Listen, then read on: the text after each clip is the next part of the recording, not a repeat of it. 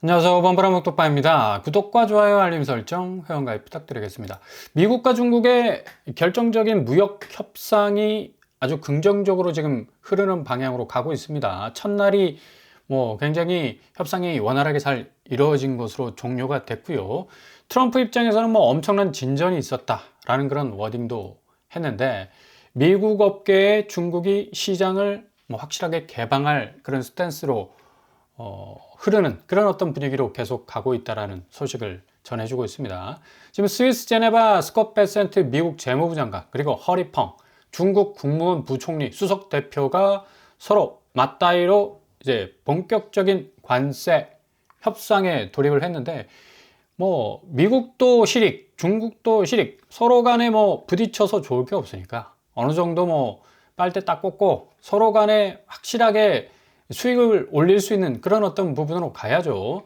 중국 관세를 145%에서 50% 정도로 확 낮출 것으로 제안을 한 그런 어떤 이 미국의 분위기. 트럼프는 80%가 적절할 것이라고 보고 있지만, 실질적으로 이 협상 테이블에서는 더욱더 낮아질 가능성이 높습니다.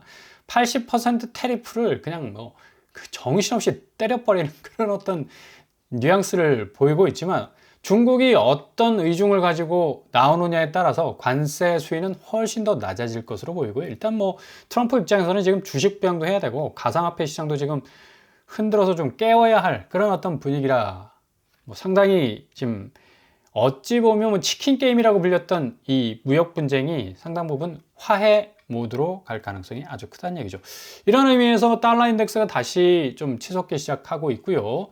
95까지 내려갔던 선상에서 100까지 지금 다시 치고 올라오고 있는 상황. 그리고 환율 역시도 1,400원 선에서 완전히 1,320원대로 꺼져버릴 것 같았던 그런 어떤 붕괴 직전에 이 환율 변동성이 다시 1,399원, 1,415원까지 또 올라섰습니다. 그러니까 이게 한국은행이 기준금리에 대해서는 상당히 금리를 아래로 내려야 된다는 지금 경기 침체의 어떤 상황, 분명히 인식은 하고 있지만, 이렇게 환율이 계속적으로 지금 롤러코스터처럼 왔다리 갔다리 하니까 환율에 의한 폭풍이 경제 기저에 끼치는 영향 워낙 크지 않습니까? 지금 부동산만 해도 환율과 금리 사이에서 왔다 갔다 왔다 갔다 시계추처럼 지금 조마조마한 상황이 지금 벌어지고 있는데, 지금 미국 국채가 여전히 금리 추세가 4.4%에 가까워요. 그만큼 지금 미국 국채 인기가 훅 떨어졌어. 왜?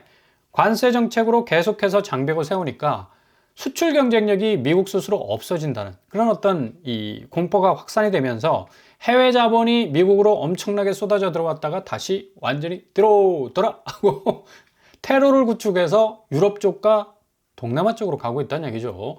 이렇다 보니까 지금 미국 국채 가격 폭락이 지금 미국 트럼프 정부의 이 관세 정책의 발목을 잡는 그런 가장 중요한 이슈가 되고 있습니다. 이례적 폭락입니다. 미국의 어떤 브랜드를 딱 찍어내고 정말 국채를 발행하면서 그동안 기축통화국의 어떤 굉장한 지위를 누려왔던 게 미국 아닙니까? 근데 이런 시대가 서서히 기울어져 간다는 건 어찌 보면 트럼프 입장에서는 굉장한 어떤 부담이 될 수가 있겠고요. 실질적으로 미국과 중국의 어떤 무역 협상에서 중국이 살짝 뒤로 발을 빼서 양보하는 그런 어떤 스탠스도 보이겠지만, 미국 역시도 무작정 드라이브를 엄청나게 걸어가지고 그냥 중국을 들이받겠다라는 심산으로 무소의 뿔처럼 혼자 갈 수는 없는 거야.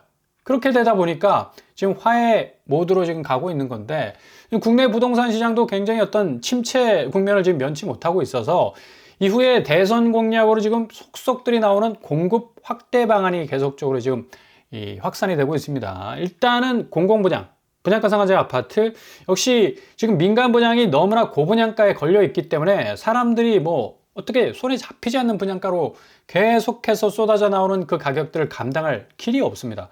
초반에 말씀드린 대로 지금 환율 변동성 때문에 금리가 상당 부분 어려워질 가능성이 많아서 시중은행에서 아무리 가상금리 낮추고 주담대금리 낮춰준다 하더라도 한계가 있거든. 그만큼 지금 미국 국채 10년물이 한국 상황에서의 주담대금리에 직격적인 영향을 미칠 수밖에 없다.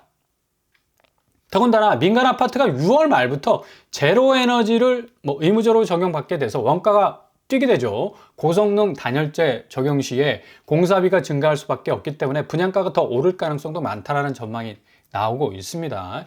이것도 뭐 뭔가 좀 조정이 필요할 것 같고요. 이러다 보니까 지금 고점에 몰려있는 아파트 어떻게 퇴로 구축을 하지 못해서 유턴하지 못해서 이자 낼 돈조차 없어서 정말 피눈물 흘리면서 영끌족들이 줄줄이 백기를 꽂고 있는 건데, 지금 뭐 노원구에서 회전율이 굉장히 좋았는데 거래량이 뚝뚝뚝뚝 떨어져 나가고 있다. 이건 뭐냐? 지금 노원구에서의 갭 투자로 들어간 사람들이 더 이상 버티기 힘든 국면에 와 있다는 얘기입니다. 이미 경매, 이렇게 주담대 뭐 고금리를 어떻게 견디지 못해서 집을 넘겨야 하는 경매들이 급증하고 있는데, 올해 1월에서 4월까지 18,000건 정도, 전년 대비 무려 27.5% 정도 증가하고 있습니다.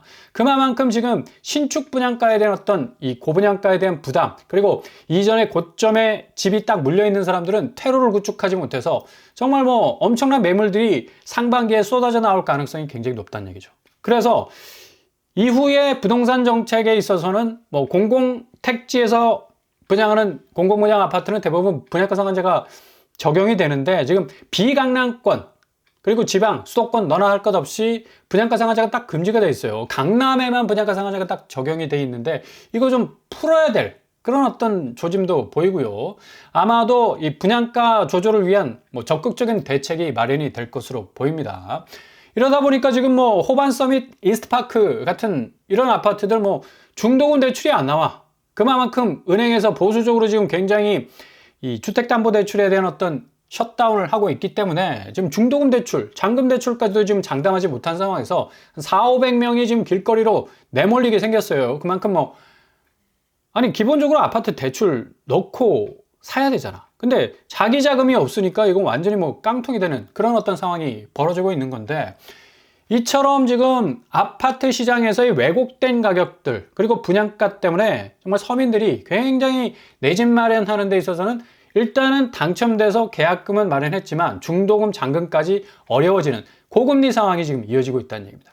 그러니까 이 상황에서 제일 중요한 건 이런 금리 상황 그리고 자본 상황을 좀 우회할 수 있는 안정적인 임대 환경 속에 그 시스템을 나름 구축하는 각자 도생의 길이 굉장히 중요하다는 얘기예요.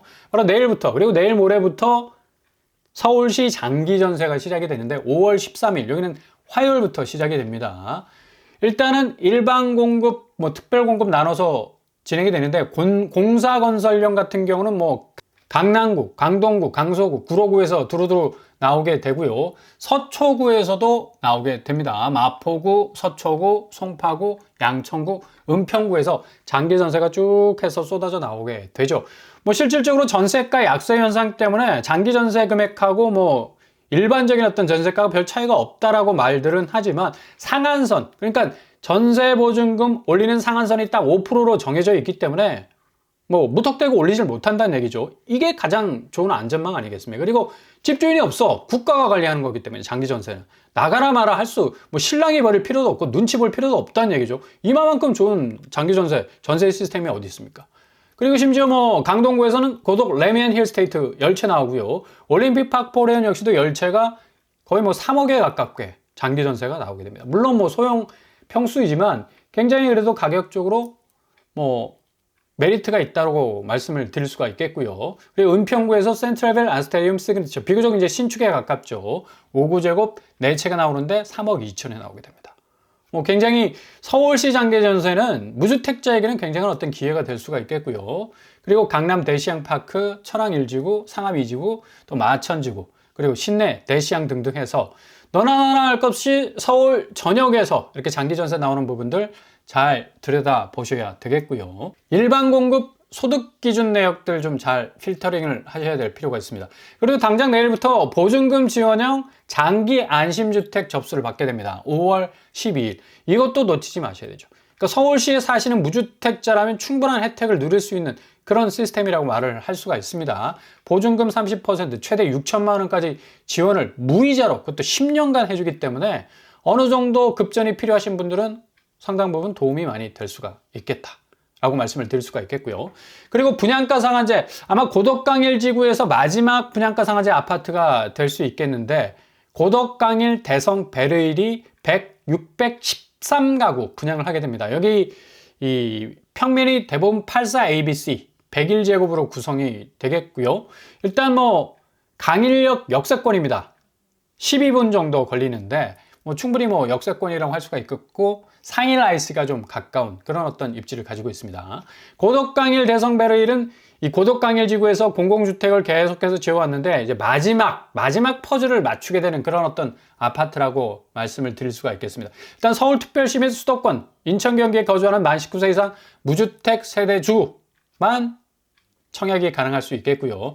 가점제 40, 그러니까 가점제에 너무 신경 쓸 필요가 없다. 왜? 추첨제가 60%. 그러니까 84 타입부터 이렇게 적용이 되기 때문에 충분히 누구나 당첨될 수 있는 정말 이점이 있는 그런 어떤 이 단지라고 볼 수가 있겠습니다.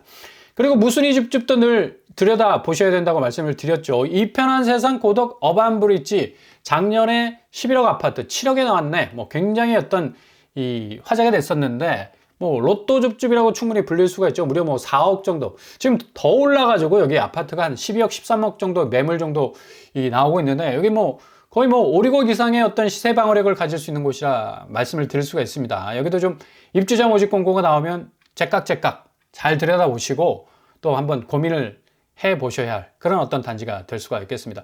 아무튼 지금 아파트 매물 추이가 지금 8만 5천 건 선에 지금 간보기를 하고 있는데 앞으로 정책, 부동산 정책이 어떤 방향으로 가느냐에 따라서 이 매물의 양상은 달라질 수가 있겠고요.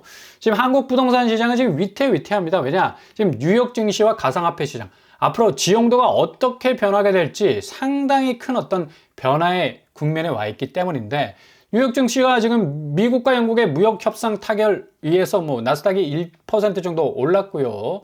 영국에 부과한 자동차 관세 낮추기 시작했죠. 트럼프가 역시 뭐 나스닥을 절대 포기할 수 없으니까 작년에 20% 오른 거 더 찍고 다시 20% 올라서야 한다라는 어떤 강박관념이 분명히 있을 겁니다. 스스로도 뭐 지금 주식 매수해야 될 때라고 말을 하고 있잖아. 그 정도로 지금 나스닥에 대한 엄청난 애정을 보여주고 있는데 지금 거의 반토막 날 정도로 나스닥이 정신없이 뭐 코너에 걸려서 뭐 카운트 펀치를 맞네 마네 뭐 KO 당하네 마네 뭐 엄청 미국 중산층들 60% 이상 자본이 다 들어가 있는데 이게 박살이 나버리면 트럼프 입장에서는 굉장히 황당할 수밖에 없는 거죠. 테슬라가 지금은 거의 뭐 300선을 지금 육박하고 있고요. 거의 뭐 220선까지 떨어졌었는데 로보택시가 본격적으로 가동이 됩니다. 그래서 테슬라는 확실히 더 탄력을 받고 뭐 작년만큼 뭐 400에서 500, 600까지도 갈 수 있는 엄청난 이 반등의 또 서막을 열 가능성도 많겠습니다. 뭐 음식 배달까지 한다잖아. 로보택시로. 근데 이 로보택시 안에 있는 음식을 누가 또 직접적으로 이 오더를 이 배달을 주문한 사람에게 전해줄지 이건 또 로봇이 하나? 옵티머스가? 옵티머스 프라임이 나와가지고 하나? 이건 조금 좀 문제가 될 것 같고요. 아무튼 뭐 지금 뭐 테슬라 임원들도 뭐 우리가 딜리버리 역할도 충분히 할 수 있다라는 뭐 트윗도 날리고 있고요. 머스크의 가장 정적이라 할 수 있는 빌 게이츠는 머스크를 비난할 만해. 왜? 재산 99%를 기부하겠답니다. 와, 150조. 1조만 해도 이거 뭐 어마무시한데 150조 정도. 머스크가 오히려 뭐 이 정부 효율부에서 쓸데없는 뭐 이 예산들을 줄여나간다는 그 차원에서 가난한 아이들 죽이는 거 아니냐. 이 빌 게이츠가 비난을 했어요. 스스로는 부자로 절대 죽지 않겠다. 2045년까지 재산 99% 거의 다지 뭐 이러면 1070억 달러 150조 원 정도 이 출연을 하겠다는데 머스크가 주도한 이 USAID 해체 시도를 비판을 하고 있죠. USAID가 여러모로 뭐 좀 이 저개발 국가에 대한 어떤 정책적인 자금 지원을 해왔었는데 이 돈줄이 좀 막히게 되는 일론 머스크와 트럼프가 상당히 USAID에 대해서는 좀 부정적인 어떤 입장을 보이고 있어서 상당히 좀 갈등이 심화가 될 것 같습니다. 아무튼 또 엔비디아 역시도 지금 뭐 약간 약세를 보이고 있지만 중국으로 향하는 어떤 수출 관문이 다시 트이기 시작하기 때문에 역시 다시 뭐 반등할 가능성 높고 가상화폐 시장은 지금 뭐 비트코인이 지금 1억 5천 정도 지금 날아가고 있죠. 지금 알트코인도 역시 뭐 리플, 솔라나 그리고 도지코인 역시도 도지코인은 거의 뭐 20% 정도 올랐습니다. 디지털 금화, 뭐 달러가 흔들리면서 비트코인이 ETF로 전환되면서 뭐 상당 부분 자금이 쏠릴 가능성도 많고 앞으로 뭐 비트코인과 알트코인 불장이 한 번 이상 정도는 분명히 올 것이다. 여기에 좀 자금을 어느 정도 넣으신 분들은 좀 기대를 해볼 만 하고요. 지금 FOMC에서조차도 가상화폐 규제를 대대적으로 철폐할 것이다. 제롬 파월이 공식적으로 언급하지 않았습니까? 뉴욕 증시 비트코인과 리플, 이더리움으로 결제할 수 있게끔 시스템을 바꾸겠다는 그런 어떤 화들짝 놀라는 그런 발표도 했었기 때문에 이렇게 미국의 자본시장의 대변화 그리고 그에 맞서는 자산시장, 한국 아파트 시장에 지금 이랬다 저랬다 하는 어떤 가격 측면의 양상은 이제 이 아파트 시장의 가격은 좀 왜곡된 부분보단 상당히 좀 서민들도 손쉽게 접근할 수 있는 좀 가격이 좀 안정적으로 내려와 줄 수 있는 그런 어떤 이 지형도가 펼쳐질 가능성이 아주 높아졌어요. 특히 내 집 마련 계획하시는 분들은 이런 이 돌아가는 흐름들 잘 보시면서 정확한 포인트 찝으셔서 가장 저비용으로 진입할 수 있는 그런 기회를 마련하실 수 있길 바랍니다.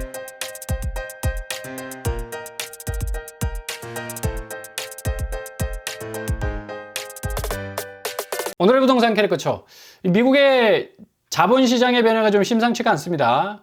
그동안 굉장히 우려가 깊었던 미국과 중국 간의 관세 협상이 아주 스무스하게 잘 진행이 될 것 같아서 앞으로 주식시장과 가상화폐 시장, 미국의 자본시장은 굉장히 좀 급변할 가능성이 높고 또 전통적인 자산시장의 아파트 가격의 이 수위는 상당 부분 흔들릴 가능성이 높다는 얘기입니다.